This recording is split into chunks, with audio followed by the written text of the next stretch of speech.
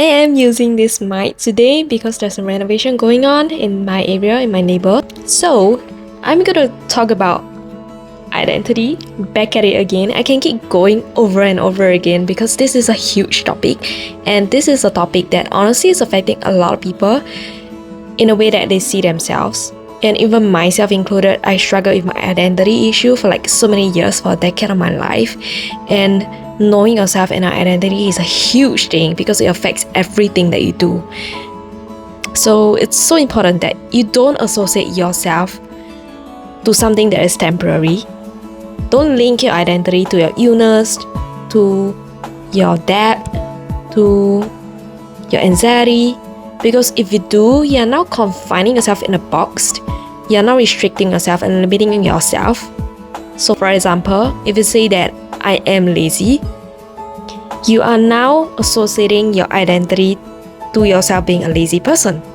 And now removing that may seem impossible and just seems so much difficult and so much tougher. Because disintegrating your identity is complex, it's tough. It's not easy to disintegrate your identity.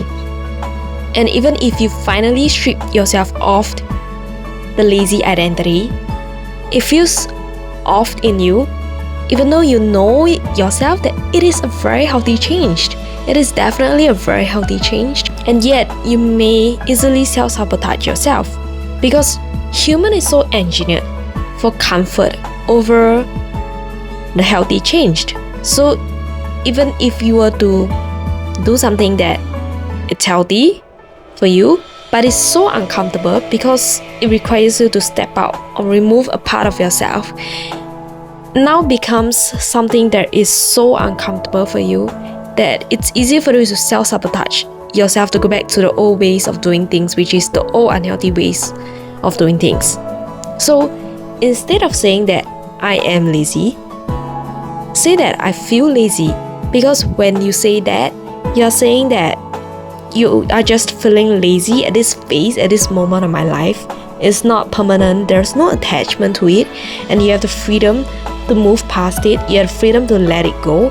It's not a thing that it's difficult to let go of because there's no attachment to it, as compared to if you were to integrate it into your identity and now it becomes a part of you. Now you're fully defining yourself in that.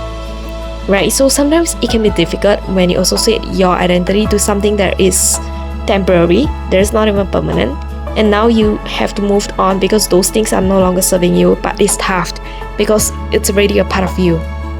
So it's so important that you're intentional of what you speak of yourself. That is, I cannot emphasize this enough, that is really the key to unlock a lot of things in your life and for yourself. So don't lock yourself in that prison cell because you already have freedom yourself, and freedom is here in you.